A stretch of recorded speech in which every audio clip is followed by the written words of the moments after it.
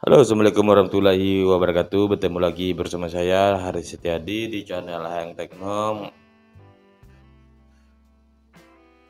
Oke, untuk kepada mahasiswa saya pada hari ini adalah kita akan memberikan atau kita akan belajar pertemuan keempat pada mata kuliah web design dan implementasi. Pada materi ini kita akan belajar bagaimana bikin tabel, bagaimana membuat hyperlink, bagaimana membuat list, lalu bagaimana membuat format kode. Mungkin sampai kita akan mempelajari cuma 3 itu, yaitu tabel, hyperlink, dan list. Pada video sebelumnya kita atau pada pertemuan sebelumnya kita sudah belajar bagaimana cara penerapan teks, penerapan elemen, penerapan atribut. Di sini saya harapkan kepada mahasiswa itu memahami bagaimana implementasi dan penerapan kode tersebut ke dalam tampilan HTML atau script HTML-nya. Jadi jika ada pertanyaan silakan komentar. Oke, untuk mungkin karena di sini kita akan ada beberapa materi, mungkin saya rasa ini cukup panjang atau lebih dari 30 menit. Jadi saya harapkan kepada mahasiswa untuk dapat mempersiapkan diri atau mempersiapkan minuman atau cemilan pada meja belajarnya, sehingga semua pertemuan kita hari ini tidak membosankan dan tidak menjenuhkan, sehingga seluruh materi yang saya sampaikan dapat diterima dengan baik dan dicerna dengan baik juga.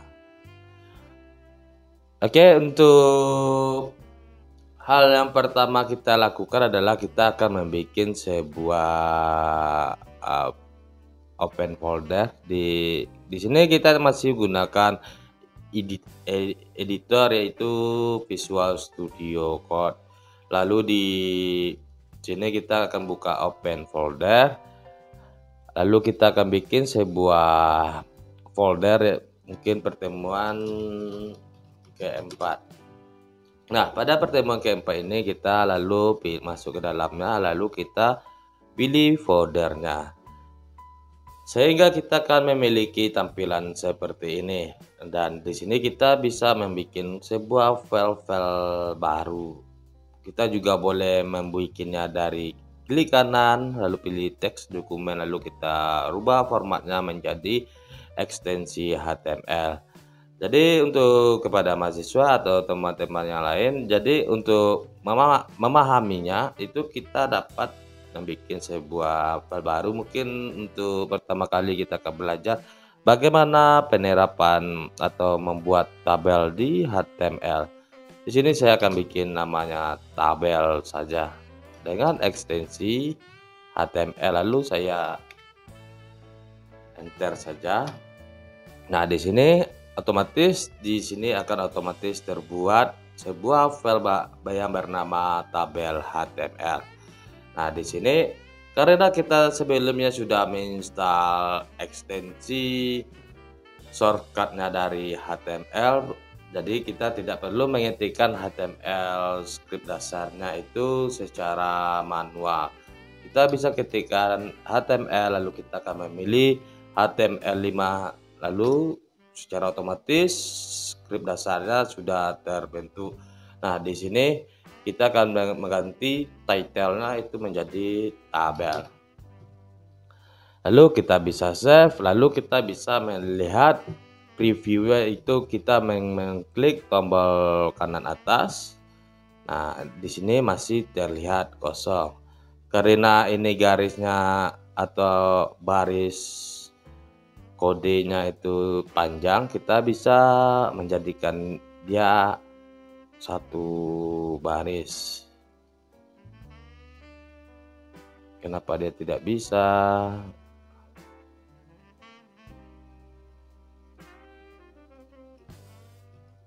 Nah, ini kita bisa memilih ini. atau menggunakan shortcut Alt Z. Lalu di sini kenapa kosong? Nah, karena kita belum memberikan inputan kepada HTML. Nah, bagaimana dalam membuat tabel di HTML? Kita akan bikin heading 1 saja dulu. Di sini heading 1 kita bikin tabel. Nah, dibikin tabel. Lalu di sini kita akan bikin untuk penulisan tabel ya. Jadi tabel merupakan struktur yang digunakan untuk menampilkan informasi dalam bentuk baris dan kolom. Tentu kita sudah memahami apa itu tabel, bukan? Atau kita sudah pernah melihat tabel, atau ada tidak mahasiswa yang belum melihat tabel? Jika belum pernah melihat tabel, aduh kasihan. Oke, kita lanjut. Pada HTML untuk membuat tabel itu kita bisa menggunakan tagnya si tabel tersebut.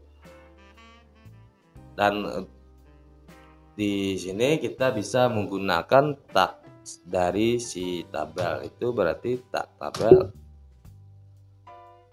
Nah, di sini, nah otomatis di sini ada tag pembuka dan tag penutupnya. Jadi di dalam tabel itu tag pembuka dan tag penutup.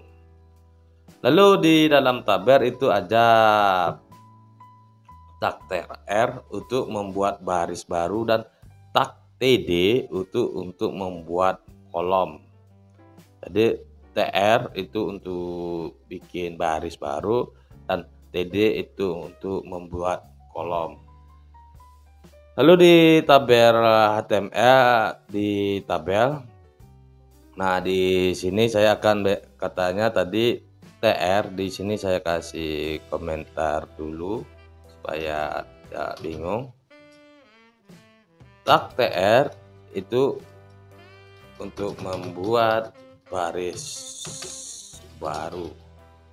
Lalu sedangkan tag td itu untuk membuat kolom baru.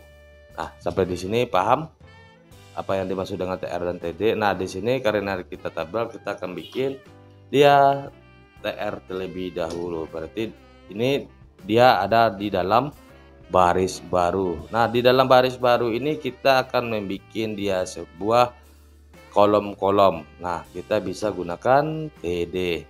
Nah, di sini. Nah, atau kita bisa bikin dia satu baris seperti ini.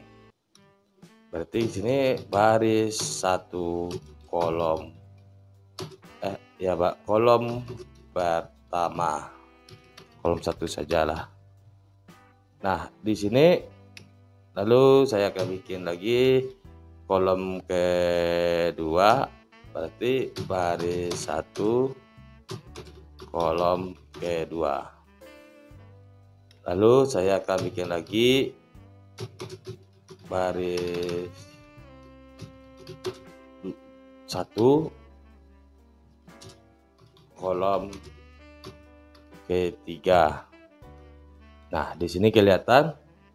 Nah, karena di sini tabelnya tidak memiliki atribut, sehingga itu akan, kalau kita tidak memberikan atribut, sehingga dia tidak akan kelihatan baris-barisnya. Jadi di dalam tabel itu juga memiliki, bisa kita kasih atributnya, yaitu border. Nah, di border itu sendiri itu ada border 1, ada border 2, lalu border 3. Nah, kita di sini bisa melihat perubahan dari setiap border tersebut, nilai dari border tersebut. Nah, gitu. Oke, di sini saya akan memberikan border 1. Nah, pada border 1, nah di sini kelihatan, kalau kurang kelihatan kita buka aja ini. Nah, ini. Nah, di sini sebenarnya di sini masih kelihatan. Nah, di sini ini adalah, kita ulang. Jadi ini adalah untuk si TR. Ini untuk si tak TR. Lalu setiap kolom ini, kolom 1 ini ada kolom 2, ini ada kolom 3. Nah, ini adalah hasil dari si TD. Nah, seperti itu. Karena kita memiliki satu kolom baris, satu kolom, dan baris satu kolom kedua.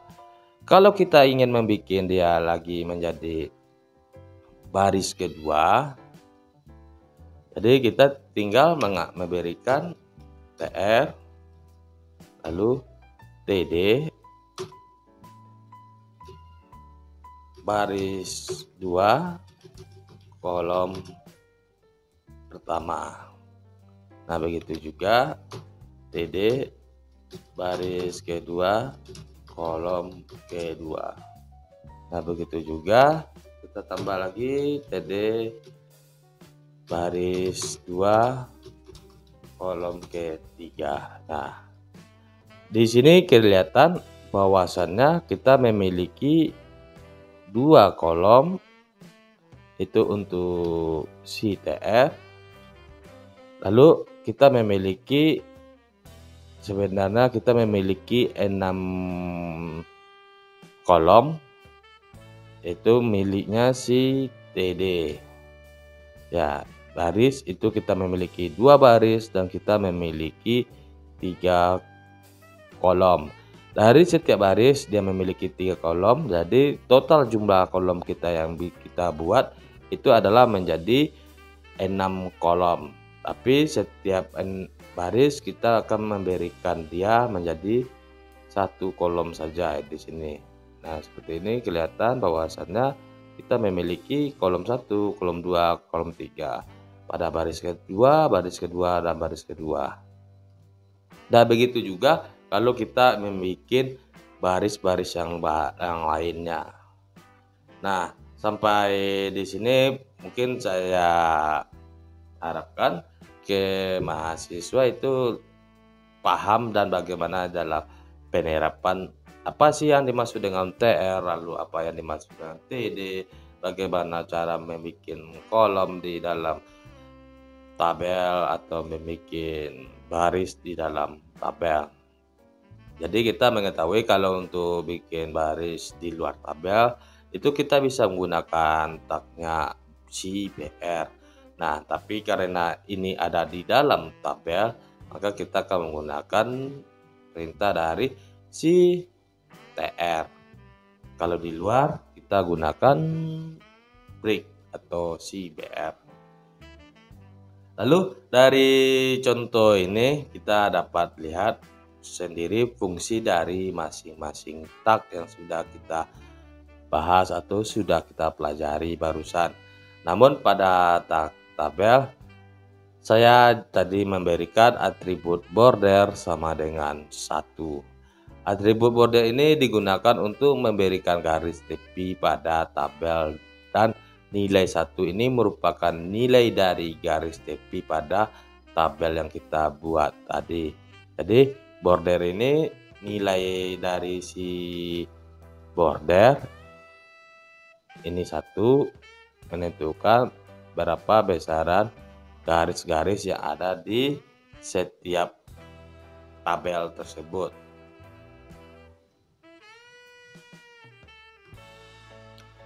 Dan di sini juga ada namanya caption untuk si tabel. Itu caranya adalah kita tinggal membuat caption.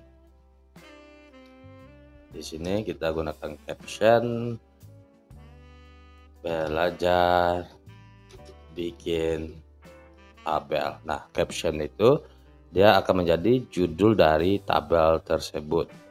Nah, seperti ini, sehingga dia akan membuat sebuah judul untuk dari tabel yang akan kita bikin. Nah, itu adalah tag caption untuk si tabel. Lalu di sini kita juga bisa membuat dia. Jadi pada materi selanjutnya di sini kita sudah bikin TD. TD adalah kita akan membuat baris, lalu pada TR itu bikin baris baru, dan TD adalah membuat kolom baru. Lalu di dalam si HTML sendiri kita juga ada tag yang bernama TH. TH itu kepanjangan dari tabel heading, digunakan untuk membuat judul dari sebuah tabel seperti nomor atau nama atau keterangan dan yang lain-lain. Nah, untuk TH itu sendiri itu kita bisa membuatnya seperti berikut ini. Kita bikin aja di sini, kita kasih pemisah dulu. Lalu kita akan bikin tabel dengan border 1. Nah, lalu di sini kita akan bikin dia baris, satu baris, yaitu kita akan bikin dia TH. Nah, TH ini adalah nomor. Lalu di sini kita kasih dia TH nama. Lalu kita bikin dia TH itu name. Nah, seperti ini contoh. Jadi TH itu digunakan untuk membuat heading pada si tabel atau pemberian nama. Lalu pada isiannya, nah di sini kita sudah bikin TR, kita bikin lagi TR. Nah di sini baru kita gunakan si TD ya. Nah bikin nih 1, lalu pada bagian kedua itu namanya hari. Lalu pada bagian ketiga kolom ketiga itu namanya name-nya 1 2 3 4 5 6. Lalu kita akan membuat pada baris ketiga itu untuk isiannya.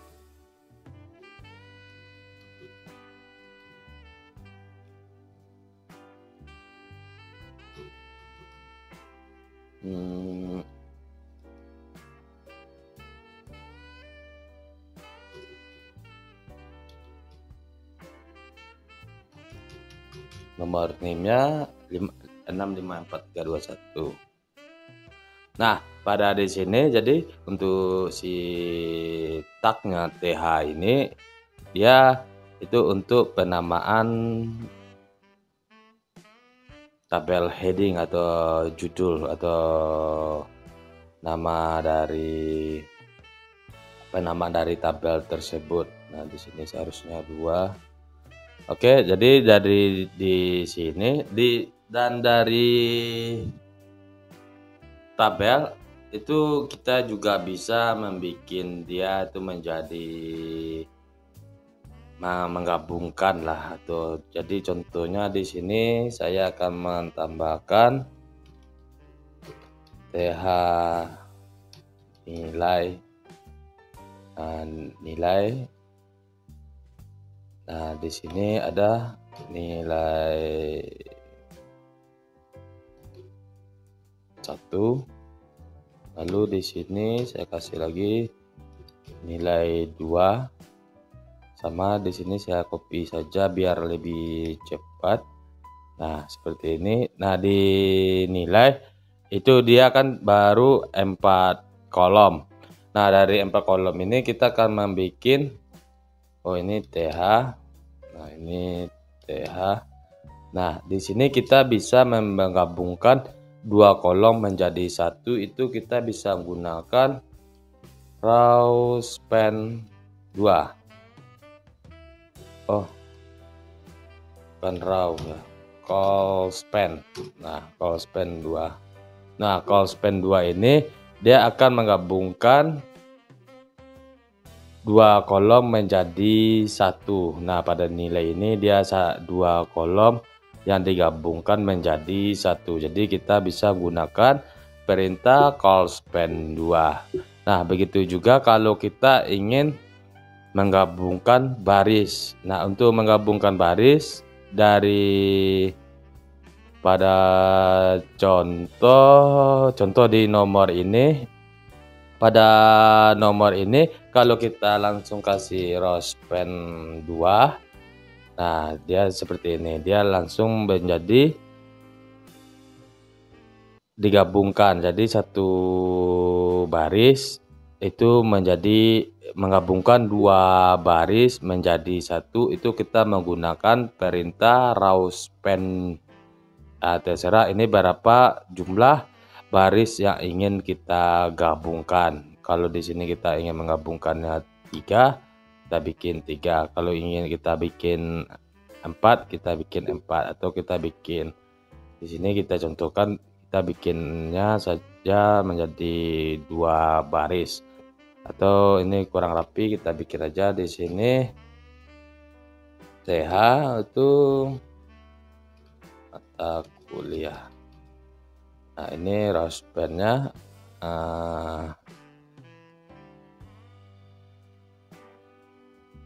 ini TD. Row span ini kita hapus saja, kita taruh aja row span-nya itu di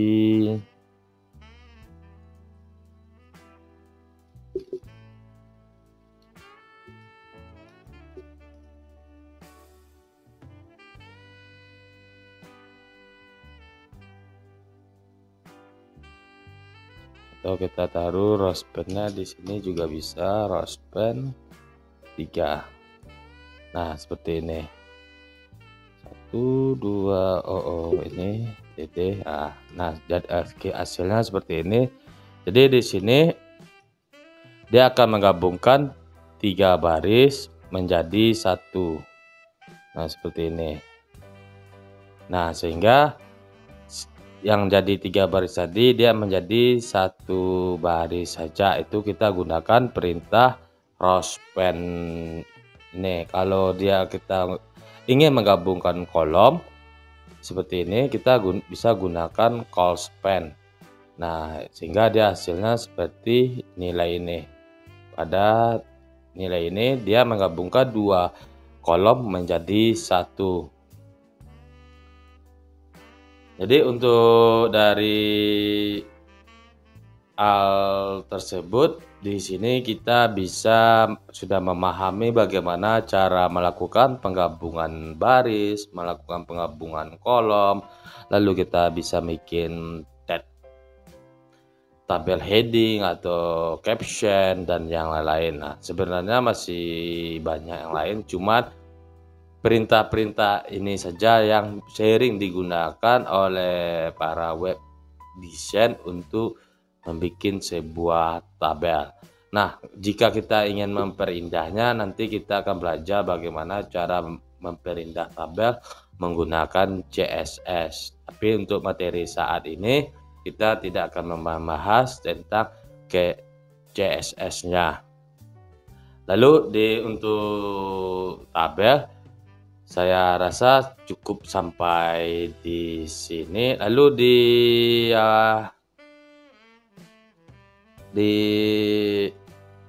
materi kita selanjutnya itu kita akan membahas tentang hyperlink. Nah, kita akan membuat sebuah file yang bernama hyperlink HTML. Nah, apa sih hyperlink? Nah, hyperlink itu yang sering kita kenal dengan link. Jadi, itu menghubungkan antara satu dokumen dengan dokumen yang lainnya pada HTML. Tujuan dari hyperlink ini membuat sebuah teks atau gambar yang dimana ketika kita klik akan dialihkan ke halaman tertentu yang sudah ditetapkan dalam penulisan hyperlink tersebut. Hyperlink sendiri ditulis dengan tagsnya A. Tags A atau yang kita kenal dengan akhor atau jangkar. Nah, A ini selalu diikuti oleh atribut href. dimana di dalam href ini ia akan diisikan alamat yang akan dituju ketika teks atau gambar diklik. Berikut cara kita melakukan penulisan. Di sini kita bikin lagi HTML-nya. Di sini saya akan bikin sebuah hyperlink bernama hyperlink ke Google. Nah, di sini hyperlink dia selalu menggunakan simbol A atau teksnya A. Nah, di sini kita akan membuat namanya Google. Nah, setelah Google, di dalam tag pembuka yang ini, di sini kita akan memasukkan atribut href. Nah, di dalam atribut href itu sendiri, itu kita bisa memberikan dia link keluar. Contohnya di sini saya akan berikan http://google.com. Nah, saat ini di save, saat kita klik, otomatis dia akan membuka sebuah halaman Google. Nah, seperti itu. Jadi kalau kita bikin dan kita juga bisa bikin hyperlink href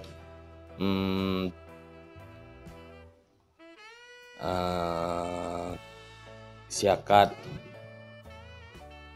UNES Padang ACID, lalu kita tutup, lalu kita bikin linknya Syakat UNES. Nah, seperti ini.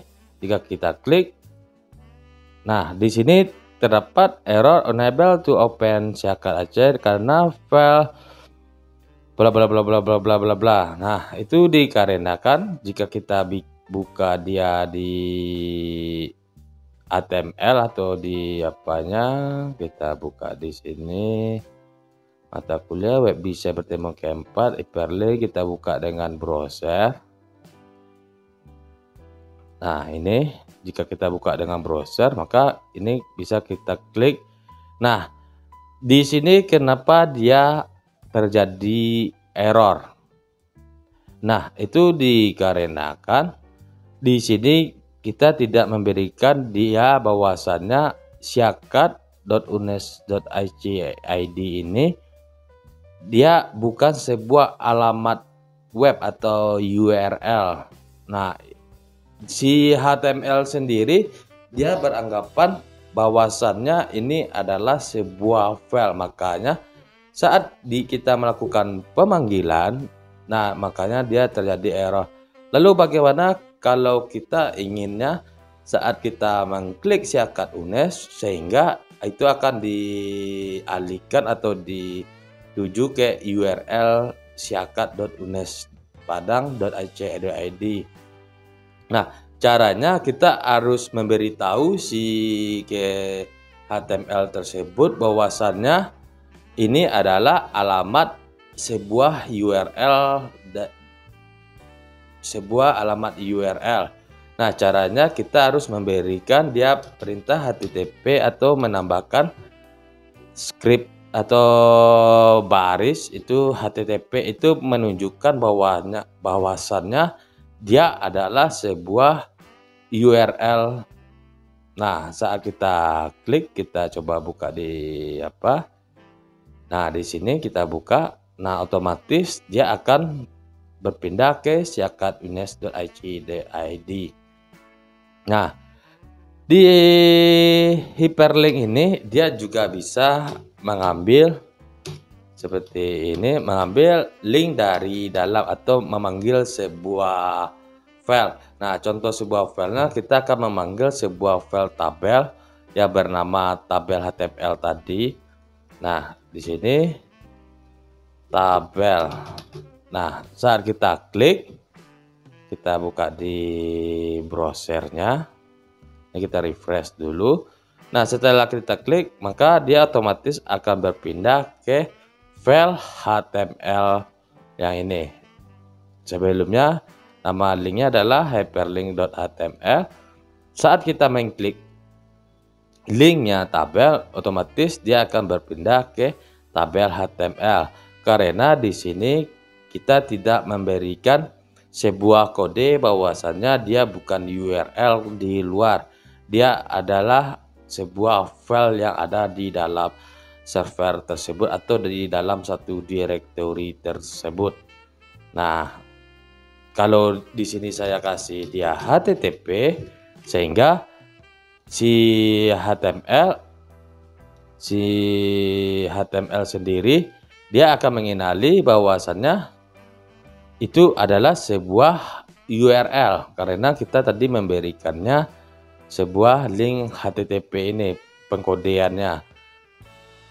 Maka saat kita klik, maka otomatis akan diarahkan ke alamat HTTP tabel.html. Ternyata tabel.html itu dia tidak ada, sehingga terjadilah error seperti pada di layar. Jadi di sini kita bisa membedakan bagaimana cara membedakan kita melempar link keluar atau mengambil atau melempar ke link halaman yang lain. Nah, di sini kita cuma melakukan pembedaan pada kode HTML, kode HTTP-nya, dia menggunakan HTTP atau tidak. Jika dia gunakan HTTP, maka itu dianggap sebagai sebuah URL. Jika dia tidak menggunakan HTTP, maka dia akan dianggap menjadi sebuah file. Nah, sampai di sini saya anggap si mahasiswa saya itu sudah memahami bagaimana cara pemanfaatan hyperlink di dalam HTML. Nah, untuk selanjutnya kita akan belajar bagaimana cara bikin form di dalam atau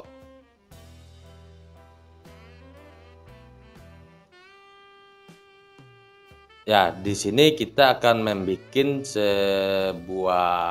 belajar bagaimana cara membuat list di dalam HTML.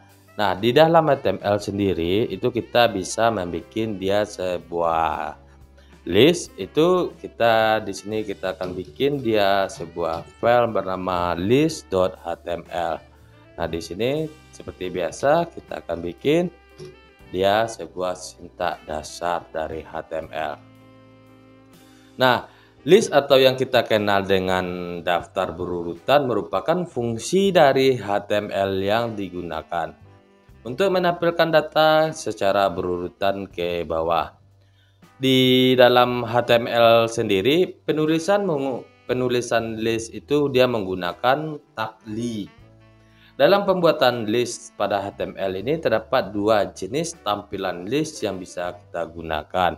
Nah, pada contoh di sini kita akan bikin sebuah heading judul belajar list pada HTML. Nah, pada di sini saya kasih ya baris baru. Nah, yang pertama kita pelajari adalah order list. Nah, order list ini menampilkan daftar list dalam bentuk huruf atau angka. Tag yang digunakan dalam order list ini adalah OL. Nah, tagnya adalah OL. Nah, seperti ini. Nah, untuk lebih bermudahnya kita perhatikan cara penulisannya. Nah, sebelum kita masuk ke order list, saya ada juga yang lupa. Nah, di sini ada untuk list itu dia gunakan tag li. Ini adalah tagnya list. Nah, di dalam tag list itu baru kita masukkan order list. Nah, kita contohkan jika dia tidak menggunakan order list. Nah, di sini saya bikin mangga, lalu ceruk, lalu apel. Nah, jika kita tidak menggunakan, kita langsung menggunakan tag nyali, maka yang akan ditampilkan adalah itu simbol titik atau simbol bintang atau titik apalah namanya. Nah, itu jika kita tidak menggunakan order list. Nah, di dalam HTML kita bisa menggunakan order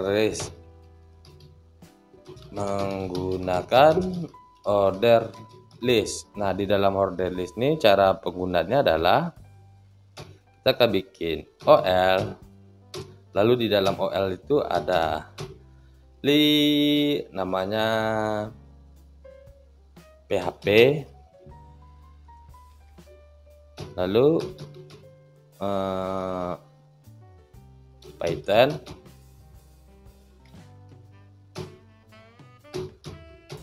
Java. Nah, jika kita gunakan order list, nah seperti ini kita membungkus tadi menjadi di dalam order list, sehingga hasilnya dia akan menjadi seperti ini. Dia akan melakukan perurutan 1, 2, 3.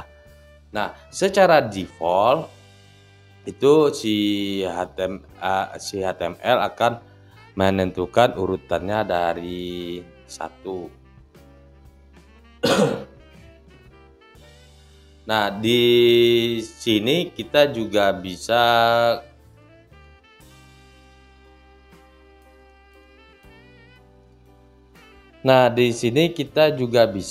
membuat dia berurutan dari huruf A, B, C, dan D. Itu caranya adalah kita akan bikin urutan huruf. Nah, ini kita copy saja biar lebih cepat. Nah, di sini kita bisa mengasih sebuah atribut yang bernama tipe. Nah, di sini si Visual Studio akan menentukan urutannya seperti ini. Secara default si HTML itu akan mengurutan dari angka 1, 2, 3, 1, 2, 3. Nah, di sini kita bisa ganti. Jika saya pilih huruf A besar, maka dia akan memberikan urutan A, B, C dengan huruf besar. Jika kita gunakan A kecil, maka dia akan memberikan urutan huruf dengan huruf kecil.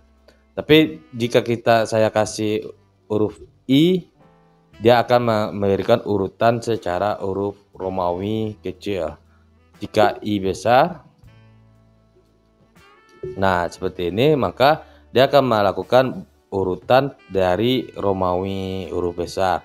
Nah, di sini kita juga bisa, kalau satu itu tetap seperti biasa, kita akan bisa membuat dia mulainya dari mana, start. Di sini kita memberikan atribut tambahan yaitu start dari 3. Nah, secara otomatis urutan akan dimulai dari angka 3, 4, 5. Jika di sini saya ganti 100, maka urutan selanjutnya adalah 100, 101, 102. Jadi di sini di order list itu kita bisa menentukan awal dari mulai urutannya, formatnya seperti apa. Nah, seperti contoh ini.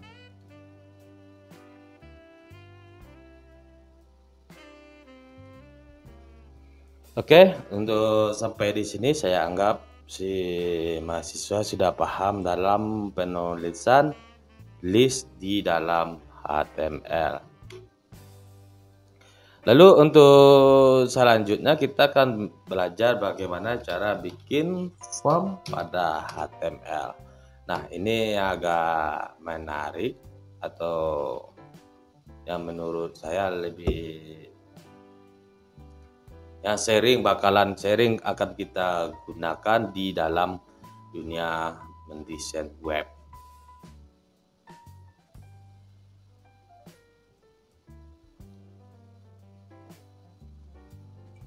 Untuk hal pertama seperti biasa kita akan bikin sebuah sintak dasar dari HTML. Di form merupakan tempat penginputan data sebelum diproses oleh sistem. Salah satunya adalah form login, form comment, form data user, dan lain-lainnya. Untuk memproses penginputan data atau inputan data dari form yang akan kita bahas, itu nanti akan kita bahas nanti di pertemuan semester depan, itu pada mata kuliah pemrograman PHP. Tapi untuk saat ini kita tidak akan membahas bagaimana proses inputan data tersebut bisa dilakukan oleh HTML. Kita cuma melakukan mendesain tampilannya saja. Oke, untuk di sini tag yang akan kita gunakan adalah tag form. Di dalam tag form ini dibutuhkan beberapa atribut untuk memproses data yang akan dikirim. Di sini kita akan bikin sebuah tag form. Form. Nah, di sini di tag form dia otomatis harus membutuhkan sebuah atribut action. Action itu adalah link yang akan diarahkan atau sebuah actionnya saat kita mengklik tombol submit, itu otomatis dia akan dipindahkan ke halaman lain. Nah, biasanya itu adalah sebuah bahasa pemrograman yang dapat memproses sebuah data dari HTML itu sehingga bisa diproses. Pada contoh di sini kita tidak akan membuat actionnya kemana. Nah, saya pakai contoh saja. Di sini kita akan bikin actionnya adalah input.php, atau kita bikin aja prosesnya adalah proses.php. Tapi di sini kita tidak akan membuat file proses.php ini karena ini akan saya jelaskan pada materi perkuliahan semester depan, itu pemrograman PHP. Di dalam tag form ini juga ada atribut shape. Itu atributnya sangat banyak yang bisa kita gunakan. Di sini kita tidak akan menggunakan keseluruhan atribut, tapi cuma beberapa atribut yang dibutuhkan. Nah, di sini yang kita akan butuhkan adalah atribut method. Method itu ada dialog, get, dan post. Tapi untuk materi ini kita hanya akan menggunakan atribut post. Untuk get, dia bisa get, dia bisa juga post. Nah, lalu apa itu metode? Metode itu adalah proses pengiriman data tersebut di dalam browser. Nah, jadi bagaimana proses pengirimannya? Seperti kita mau memesan sebuah paket dari sebuah toko online, kita mau kirim paket tersebut melalui JNE atau melalui Si Cepat atau melalui JT Express atau yang lain-lain. Nah, begitu juga di dalam sebuah pemrograman. Di sini kita gunakan HTML. Si HTML sendiri dia juga menentukan bagaimana sih pengiriman data-data yang ada di dalam tag form ini sehingga diterima oleh bahasa pemrograman untuk diproses selanjutnya. Nah, di sini ada dua get dan post. Nah, untuk pembahasan get dan post itu akan saya jelaskan secara singkat atau secara gamblang nanti pada proses pencontohannya. Di sini kita bikin aja contohnya, dia gunakan metode post. Lalu ada juga metode yang bernama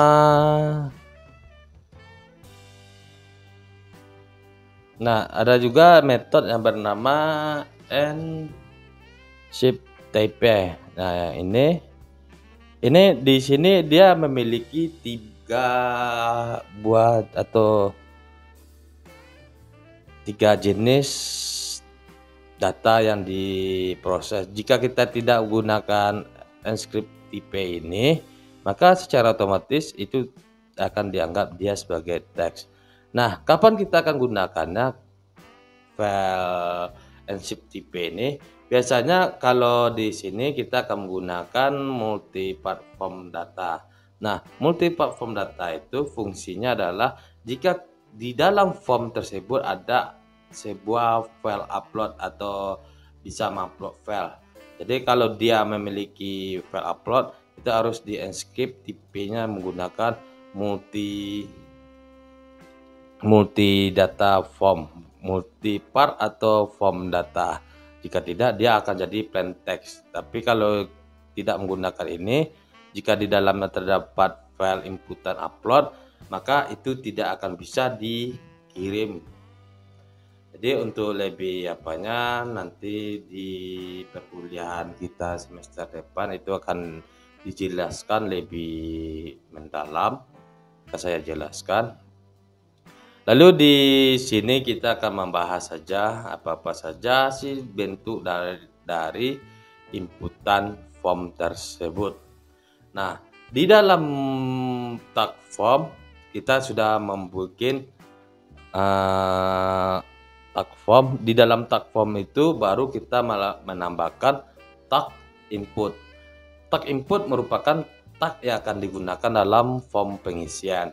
Tag input ini memiliki banyak sekali bentuk yang bisa digunakan, misalnya isian teks, isian password, isian checkbox, isian radio button, sampai dengan tombol submit berada dalam tag input.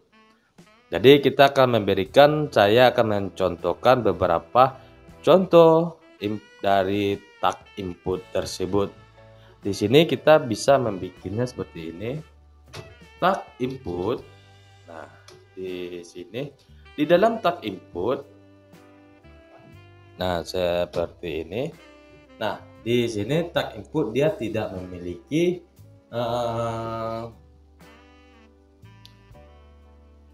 tag penutup. Ya, tag input dia tidak memiliki tag penutup. Tapi di dalam tag input itu kita harus memberikan dia sebuah atribut yang bernama tipe. Nah, dari tipe ini banyak jenis tipe yang bisa kita gunakan, dari tipe button, checkbox, warna, date time lokal, email, file hidden, image, mode, number, password, radio, rank, research, submit, dan yang lain-lain. Itu sangat banyak sekali.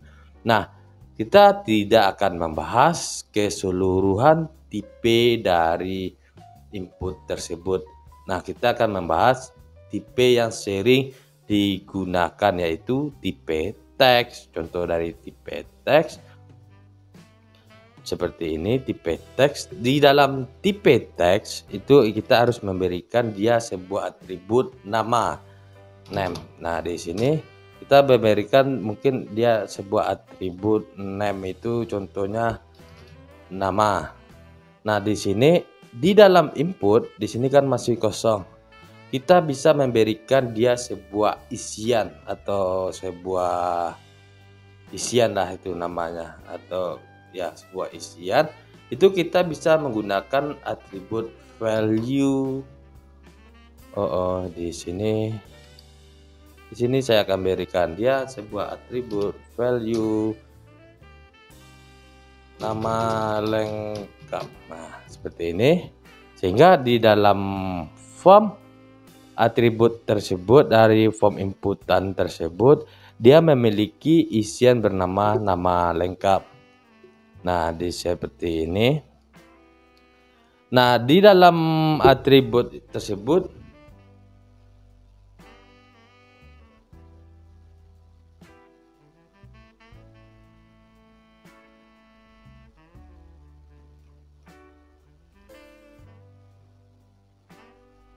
kalau kita memberikan dia value, berarti itu adalah nama isi dari inputan tersebut. Tetapi bagaimana kalau kita tidak ingin memberikan dia isian, itu kita bisa mengkosongkan saja, atau kita hapus value ini, atau kita bikin seperti ini saja, value sama dengan kutip 2 kosong, berarti dia tidak ada input.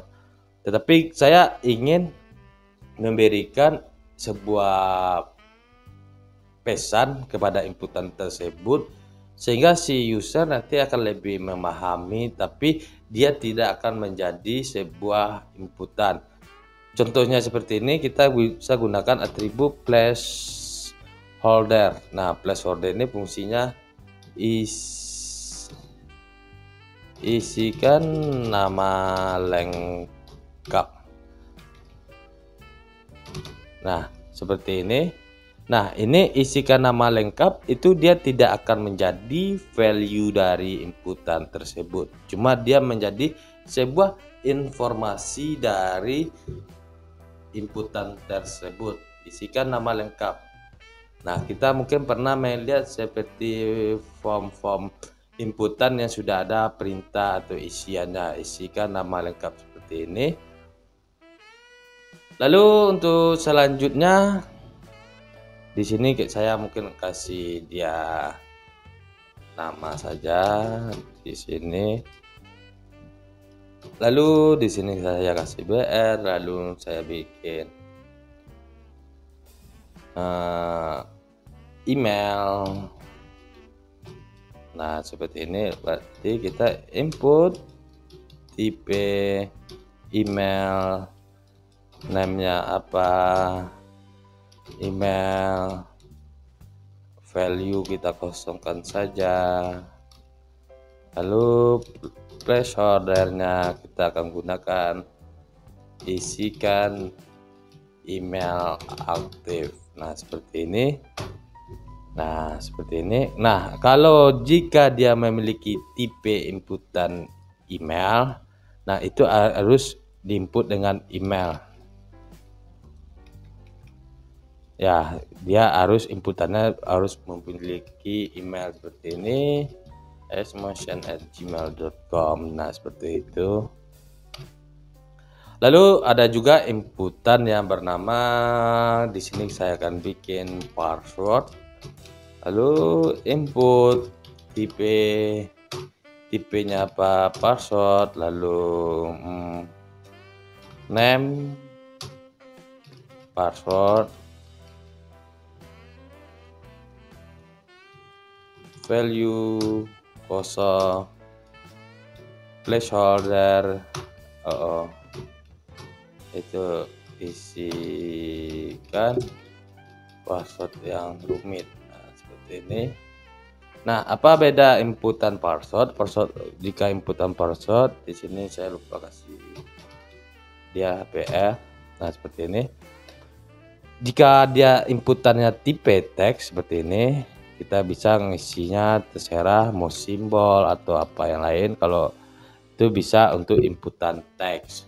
Nah, jika dia inputan dia itu email, maka kita harus mengisikan dia format email yang ada seperti ini.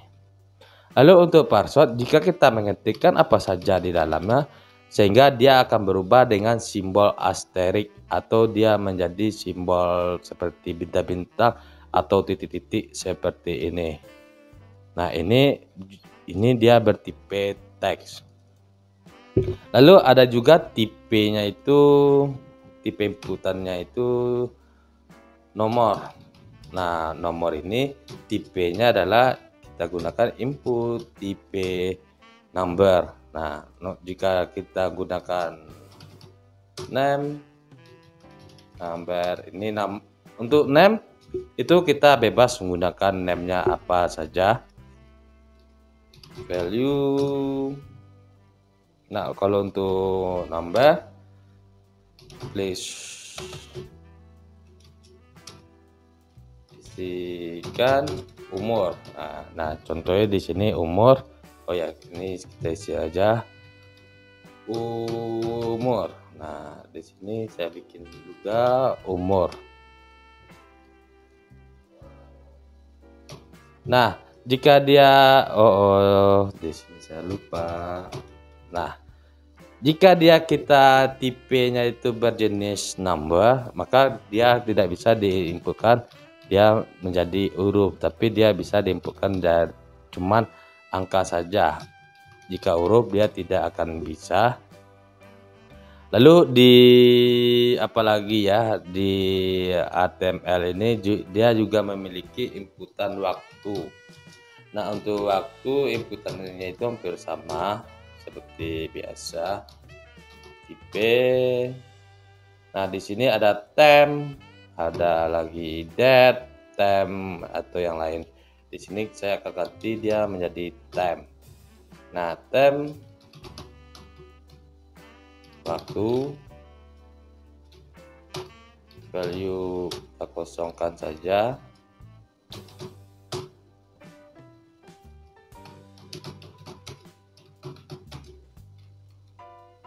Nah, seperti ini. Nah, secara otomatis di sini saya lupa kasih BR lagi.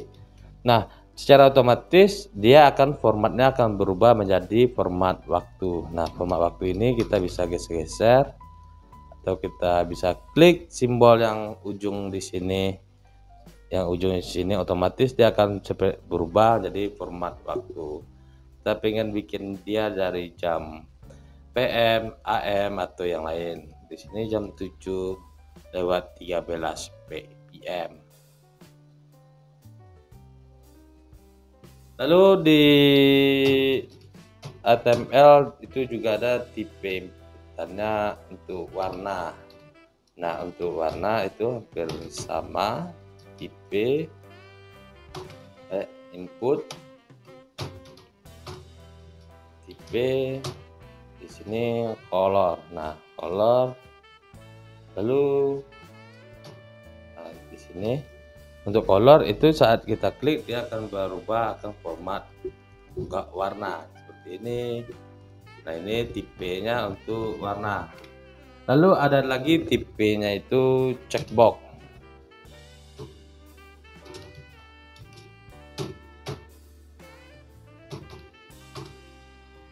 Tipe checkbox. Nah seperti ini checkbox. Nah, ini saya kasih lagi.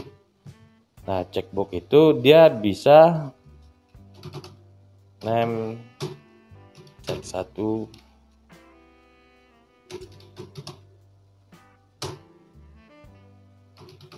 motor,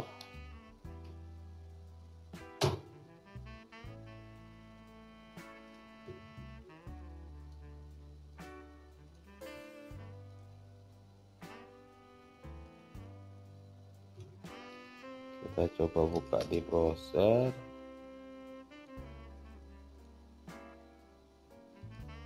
Oh iya, saya lupa. Di sini motor.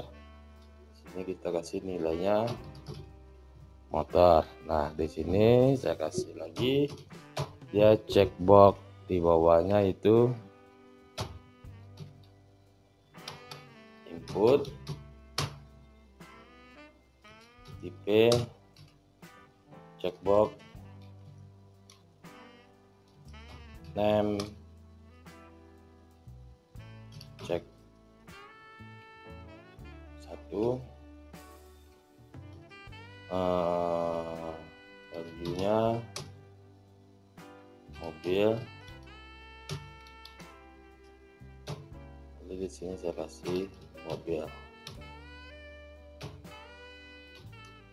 Nah, jadi begitu.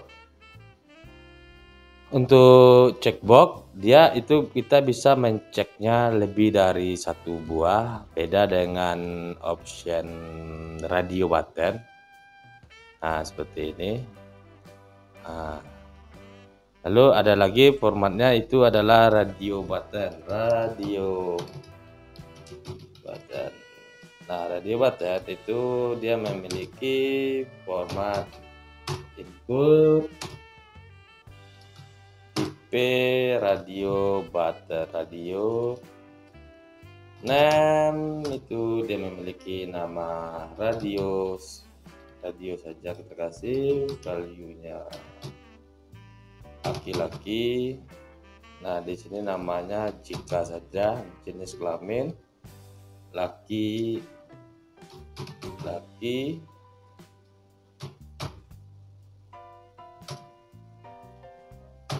Nah, di sini salah, di sini laki, laki. Nah, lalu kita bikin yang kedua, yaitu inputannya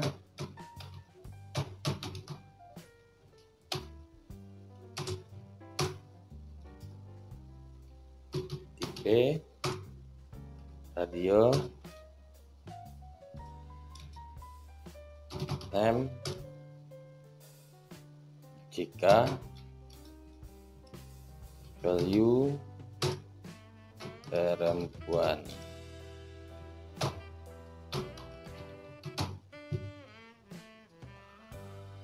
Nah, radio ini dia bisa mengklik salah satunya.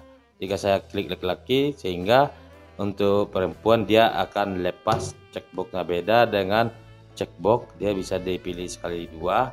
Kalau untuk radio button, dia cuma laki-laki. Kalau kita klik perempuan, dia akan pindah ke perempuan. Untuk laki-laki, saat kita pilih laki-laki, maka perempuannya hilang. Saat kita pilih perempuan, maka laki-lakinya akan hilang. Nah, untuk pengunciannya itu, untuk si radio ini dia harus memiliki name yang sama. Jika di sini saya kasih JK2, maka saat saya klik laki-laki, maka perempuan dia tidak akan berubah, karena untuk penamaannya itu dia berbeda. Jadi untuk radio button, jika kita ingin bikin dia seperti ini, maka kita harus membuat dia dalam satu penamaan yang sama. Lalu yang di dalam teks, dalam inputan ini juga ada untuk inputan teks area. Nah, untuk teks area ini contoh biasa itu sering digunakan oleh orang itu untuk bikin alamat. Di sini dia tidak menggunakan inputan tag input, tapi dia menggunakan tagnya area. Teks area ini, di dalam teks area dia tidak memiliki atribut. Kita bisa langsung membuat dia seperti ini. Nah, seperti ini. Tapi di sini kita bisa memberikan dia name, alamat itu penamaan. Nah, seperti ini, name, alamat, tapi dia tidak memiliki atribut tipe untuk pada teks area ini. Dan ini contoh-contoh pada form inputan yang ada di dalam HTML. Nah, perlu yang kita ketahui, setiap inputan ini dia memiliki name. Nah, di sini dia memiliki name atau penamaan dari sebuah inputan ini. Ini name-nya nama, name-nya email, name-nya password, name-nya umur, name-nya waktu, name check, dan yang lain. Fungsi dari name ini sebagai pengenal nanti di saat diproses. Jadi satu baris ini akan dikenali dia sebagai apa, inputannya dari mana, siapa dia, siapa inputannya, maka itu harus kita memberikan dia name. Jika kita tidak memberikan dia name, maka dia tidak akan bisa ditangkap oleh file yang lain. Sama halnya kita akan memesan sebuah paket barang, tapi tidak kita berikan siapa nama penerimanya, sehingga saat pengiriman ke tempat tujuan akan terjadi kebingungan atau error atau gimana. Makanya begitu juga dalam pengiriman data ke file yang lain. Jadi setiap file data tersebut setiap file inputan tersebut dia harus memiliki sebuah penamaan atau harus dikenali lah, atau yang bisa kita sebut dengan mendeklarasikannya. Dia harus dideklarasikan atau kita berikan dia sebuah nama. Jadi untuk ke depan, mahasiswa harus hati-hati dalam pemberian nama ini. Dan untuk tipsnya jangan bikin nama yang sama kecuali di dalam chatbox atau dalam radio button, kecuali dua itu. Dan untuk yang lain jangan gunakan nama yang sama, karena jika kita gunakan nama yang sama maka data nama yang terakhir akan diproses, bukan data yang pertama. Oke, lalu yang terakhir itu ada inputan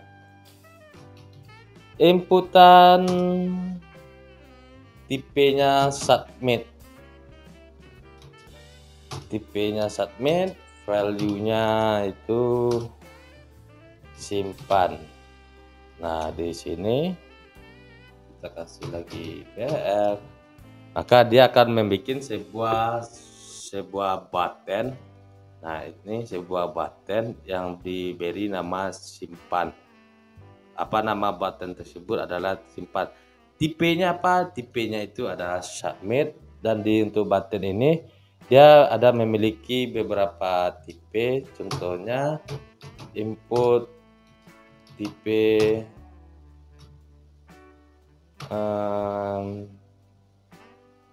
reset, value, reset. Nah, reset ini dia seluruh inputan dalam form ini dia akan dihapus seperti ini. Contohnya saya akan bikin ini. Nah, saya akan bikin ini, atau saya akan centang ini, atau saya bikin, jika saya klik tombol reset maka seluruhnya akan dihapus, akan direset kembali. Oke, sampai di sini. Lalu ada satu lagi nih, yang terakhir adalah menampilkan gambar. Nah, ini untuk menampilkan gambar, jadi harap bersabar. Jadi ini yang terakhir, materi kita adalah gambar. Nah, di sini saya akan bikin HTML lagi gambar. Nah, di dalam menampilkan gambar pada HTML termasuk yang bisa dibilang terpenting dalam membuat sebuah website atau membuat aplikasi berbasis web. Bayangkan apa jadinya jika kita membuat website tanpa gambar, maka itu akan menjadi sebuah teks aja. Maka akan terasa sangat membosankan. Oleh karena itu, teknik menampilkan gambar pada HTML termasuk ke dalam teknik yang perlu atau bahkan wajib pada materi ini. HTML menyediakan sebuah tag yang khusus untuk menampilkan gambar atau image. Tag HTML yang berfungsi untuk menampilkan gambar atau image itu bernama text img. Text img ini digunakan untuk menampilkan gambar atau image dengan berbagai ekstensi. Bisa itu dia JPEG atau PNG atau GIF atau BNP atau icon dan yang lain. Bagaimana cara menampilkan gambar? Di dalam menampilkan gambar itu dia bisa dari luar atau dari dalam. Kita bikin contoh saja. Nah, di sini saya akan mencari gambar wanita. Di sini saya akan ambil gambar wanita ini saja. Nah, di gambar wanita ini saya akan cari linknya, ambil linknya yang ini. Nah, ini gambar wanita. Dia berada pada web genpi.co. Nah, ya, linknya ini. Bagaimana kita cara menampilkannya ke dalam HTML kita pada format gambar ini? Caranya cukup gampang, yaitu kita bisa gunakan format img. Lalu kita bikin source-nya dari mana, lalu kita ambil link ini, lalu kita tempelkan dari sini. Nah, jika saya save, lalu kalau di preview ini dia akan error, makanya kita membutuhkan sebuah browser. Nah, otomatis gambarnya akan tampil di halaman web kita. Di sini saya bikin dia headingnya H1, cara menampilkan gambar. Nah, ini cara menampilkan gambar. Nah, ini ada gambar. Ini gambar kita ambil dari website yang lain. Dan kita juga bisa mengambil gambar yang ada dalam satu directory. Nah, kita akan mengambil download gambar ini. Kita akan download gambar ini. Kenapa dia tidak besar? Nah, kita akan download gambar ini, save image. Lalu saya akan menyimpannya di dalam pertemuan keempat. Nah, di sini gambar wanita. Lalu, nah ini JPEG. Nah, di sini saya akan menampilkan, saya bikin heading 3, menampilkan gambar dari lokal. Nah, caranya image sama source-nya apa. Lalu kita akan ambil gambar wanita. Nah, wanita JPEG, jika kita bikin dia refresh, maka di bawahnya otomatis dia akan menampilkan gambar yang ada di lokal yang sudah kita tentukan.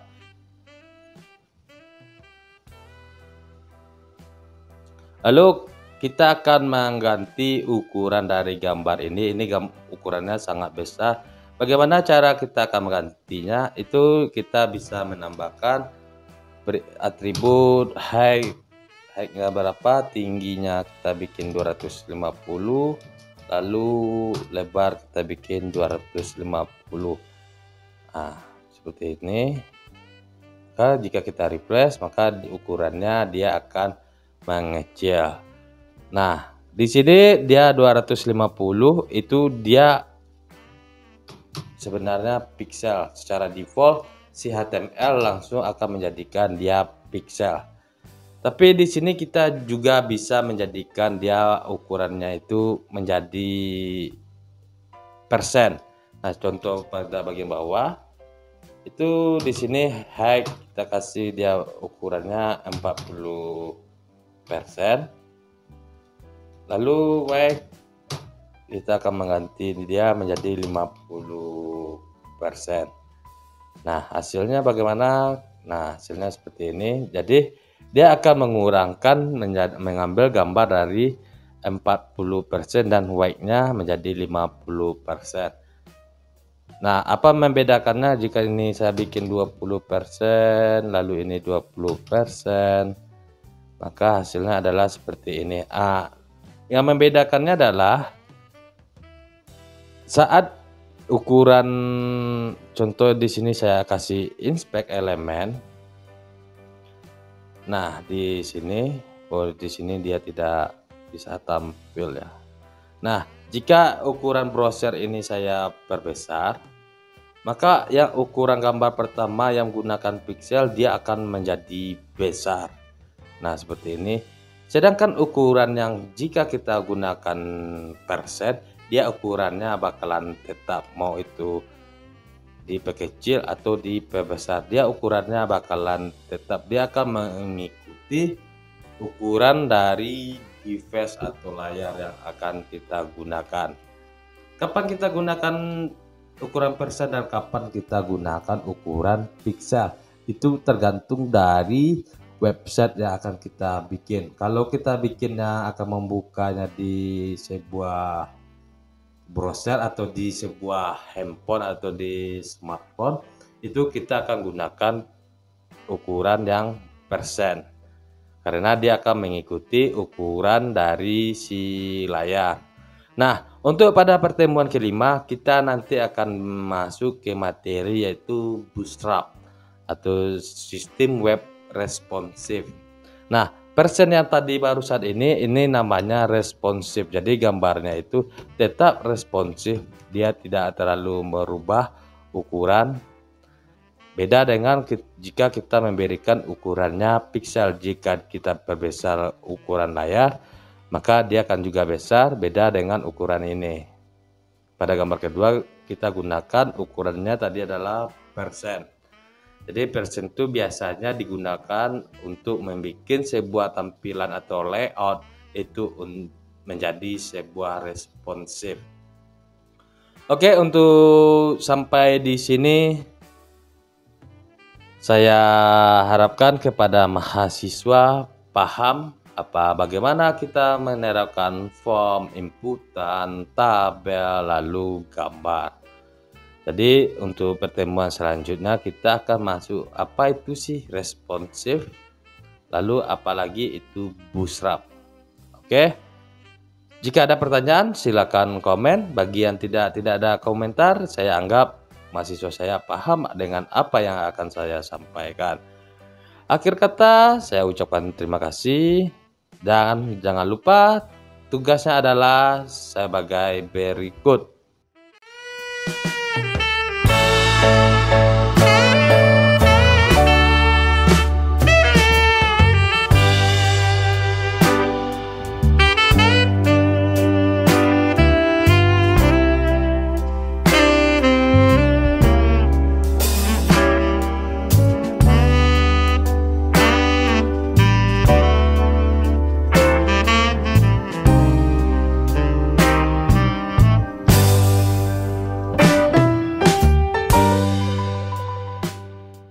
Jadi perhatikan tugas, bikin codingan yang benar, hati-hati.